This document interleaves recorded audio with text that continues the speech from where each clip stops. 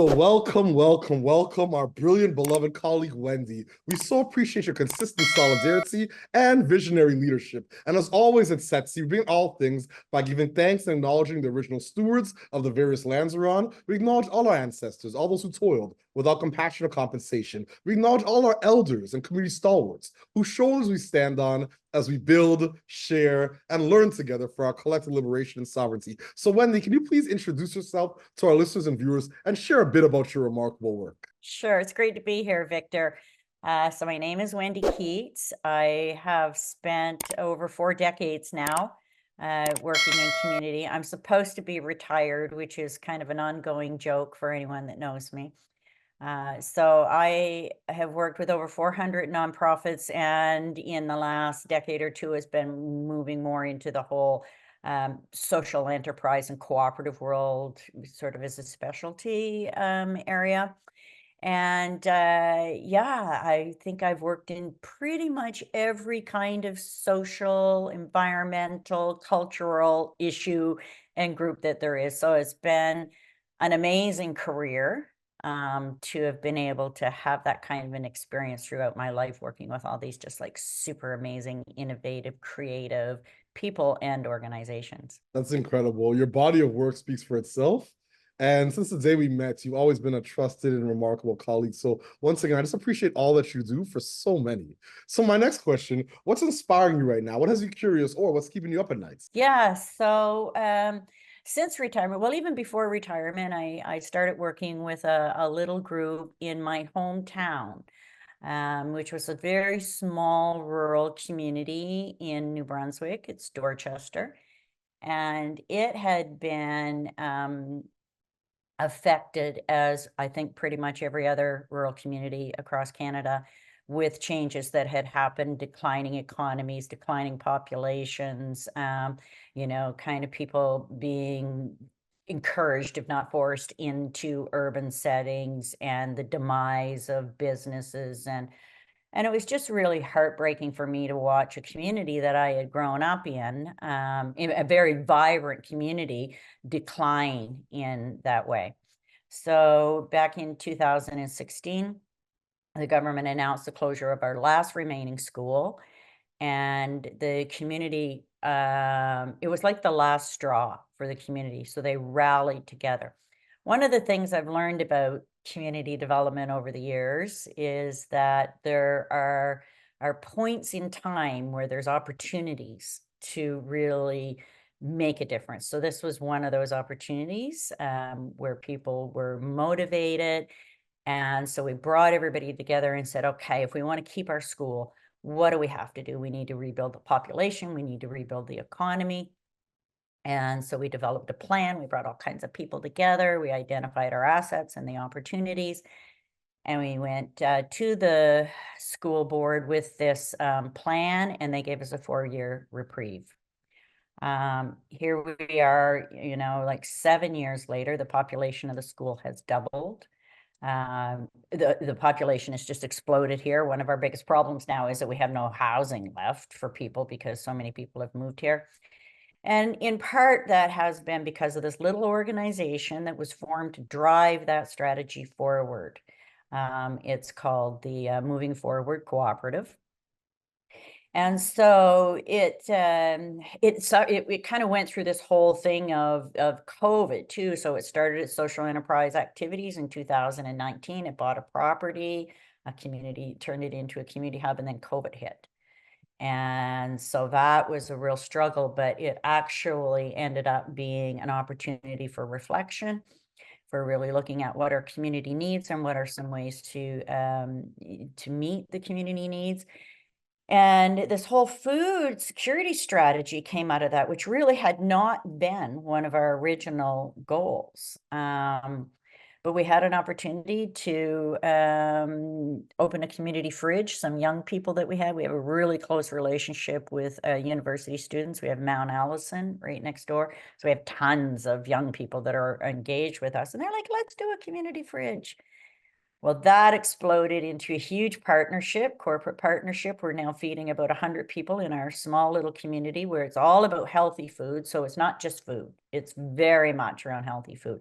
We started doing teaching kitchens and community gardens. Now we're just about to launch. We've got a heavy equipment out back here, and they're digging in the last of the water and sewage for this huge building, a community hub with a commercial kitchen, healthy cafe, farmer's market, local food retail outlet, all these kinds of really exciting food security, food sovereignty kind of components that have really brought people together. Our volunteers have exploded.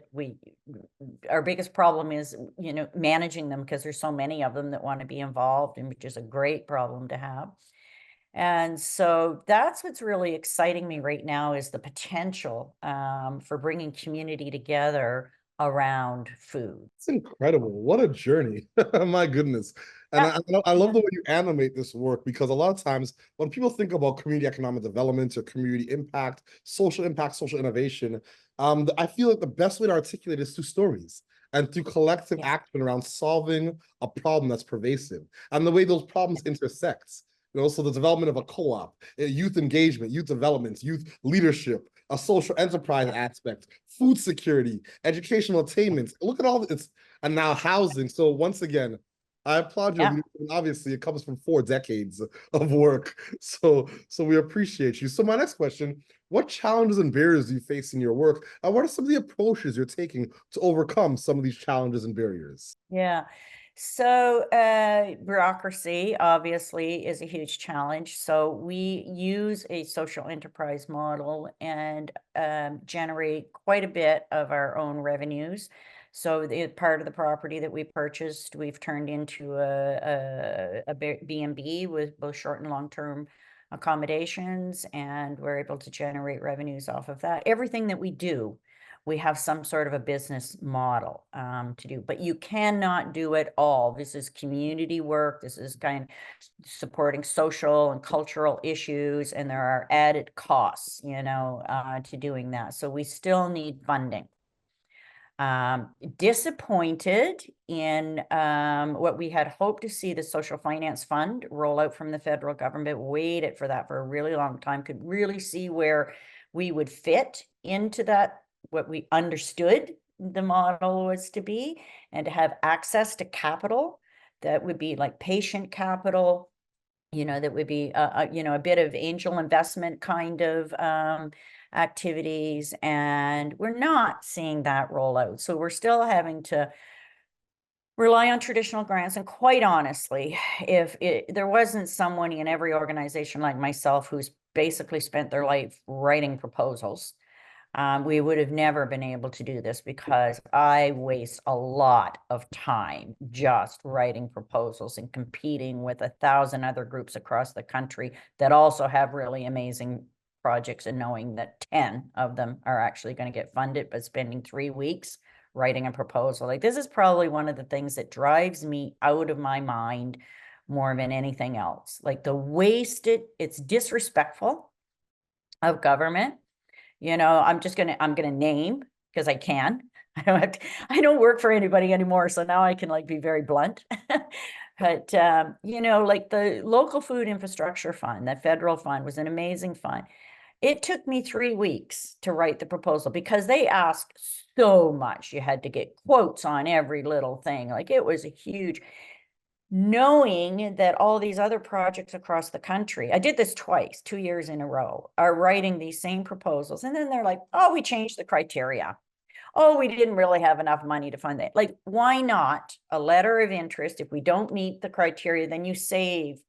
And this is what I find very disrespectful for all organizations, because we're just one of many that are doing the same thing. So the time spent on writing these proposals, these very comprehensive proposals, especially at a federal level, and knowing that you have just such a very tiny little chance that you're going to get it, but you have to do it, because you just have no other way of getting that extra money, even for social enterprises, let alone just not-for-profits that don't actually even, really have social enterprise as part of their their structure.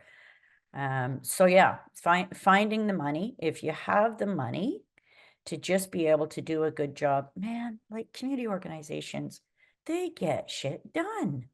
We are the ones that do the work. We are the ones that make the impact. And yet we're treated, quite honestly, like some second-class citizen. I love that little short film that Sean Loney and some of the others out west did. I can't remember what it's called, but where they show the difference between the big corporate guy that wants to come in and build all these prisons and, this community organization that wants to prevent incarceration and the way they're treated. Like, it's just a perfect example of the lack of, what I see is the lack of respect for community organizations compared to the undeserved respect and consideration that's given to big corporations.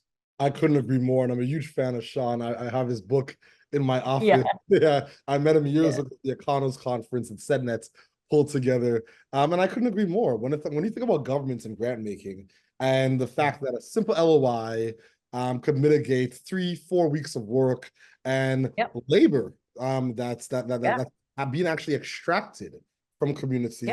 I think not only is it disrespectful, it's inefficient. It's inefficient. It is. It's ridiculous. It's absolutely ridiculous. Like, what's the purpose of that? I hear as well from my colleagues, who work for government, because it's not their fault. The managers and the senior managers are following policy and procedures, but they're frustrated by it too. They're reading 1,000 proposals, knowing that, you know, at least half of them aren't even going to come close to qualifying, they're not even going to meet the criteria. But they still got to sit there and read it. So it's not just, inefficiency at the, local level, the community organization level. It's also inefficiency within government. It's just pure silliness, layers of bureaucracy that serve no purpose other than making lots more public jobs that the taxpayer pays for. I couldn't agree more. Thank you so much for your candor and authenticity as always, Wendy. So my next question, do you have any key priorities right now in your work you'd like to share with us? Yeah, so I think there's two major issues right now that communities are struggling with. So one is around food security, the rising costs of food, and the rising costs of everything actually, and housing is the other. So I spent a lot of years working in the criminal justice system. I worked in prisons. I worked with, injection drug users and with, a lot of sort of the things that happen when people live in poverty, is really what it boils down to. And I worry about where we're going right now, with the housing prices of food. These are basic necessities, and people have to do what they have to do in order to get those things. And, I just don't know what's going to happen if we don't get a handle on how to house or stop homelessness and house more people in, decent homes, and how to feed them, especially our children. I was pleased to hear the federal announcement about a universal school lunch program. I think that just came out yesterday.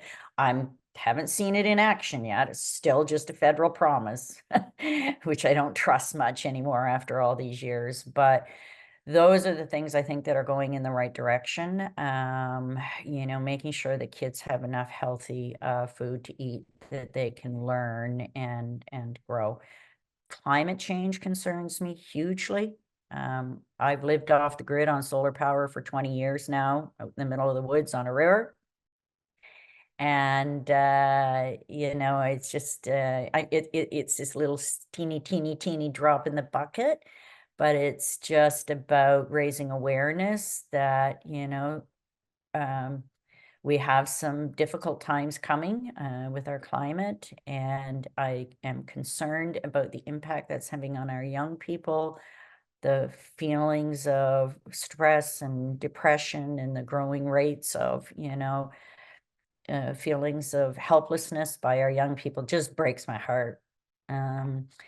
So but again, there's lots of really great organizations that are out there and they've got the solutions. And maybe that's what's so frustrating. Again, it is the community organizations that have the solutions and businesses. And if government would just get the hell out of the way, and give us the resources that we need and stop playing politics, then we could solve these problems. So they're the problem. Indeed, I couldn't agree more. So my second last question, what is your ultimate goal and what does success look like and feel like to you and your colleagues?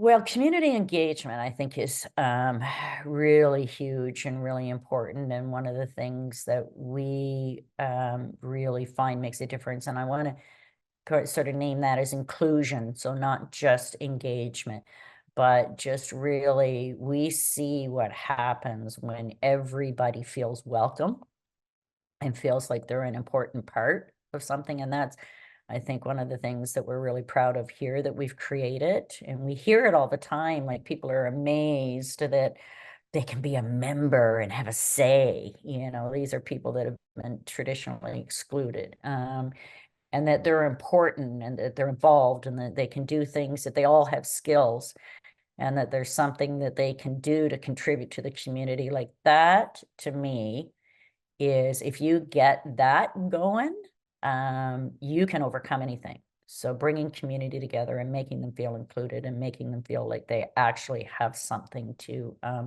contribute and that they're appreciated for that is the most important thing that we can do for building community. I couldn't agree more. I couldn't agree more. I couldn't agree more. Thank you so much for your consistent leadership and solidarity. And yeah, just the authenticity that you bring to this work. It's truly remarkable. And once again, like whenever we call on you, you're there. And I think that once again, it goes back to your why and just why you're doing this work. Do you have any calls to action or closing thoughts for our listeners and our viewers? Vote. Pay attention to politics. This is the only voice that we really have. And right now there's so much dissension. There's so much divisiveness. COVID did it to us. Now it's the carbon tax. It's just people are pulling apart. And if we really want to make a difference, we have to pull together. I mean, we can have different values and we can have different opinions and so on, but we need strong leaders, and we need people to vote for. So it's not just vote, run, for anybody that has, the wherewithal to be able to put it out there. And I have to say, I appreciate a lot of the people that run for politics. It's not an easy job. But we need to have good people in political positions. And then we need people to get out and vote and demand that your elected leaders do things that are good for the community and not just for corporations. Indeed, indeed. In this time of such deep polarization, civic engagement is so important. It's more important than ever. So I applaud that call to action. And yeah, once again, I just give thanks for your leadership, solidarity, and your consistent commitment to community economic development and all that you do for so many. And as always at Setsi, we close the way we began this conversation, this interview, by giving thanks to the original stewards of the various lands we're on. We give thanks to all our ancestors, all those who toiled without compassion or compensation. We give thanks to all our elders and community stalwarts whose shoulders we stand on as we build, share, and learn together for our collective liberation and sovereignty. Thank you so much, Wendy. I so appreciate you. And thank you, Victor, and to Setsi for all of the work that you do.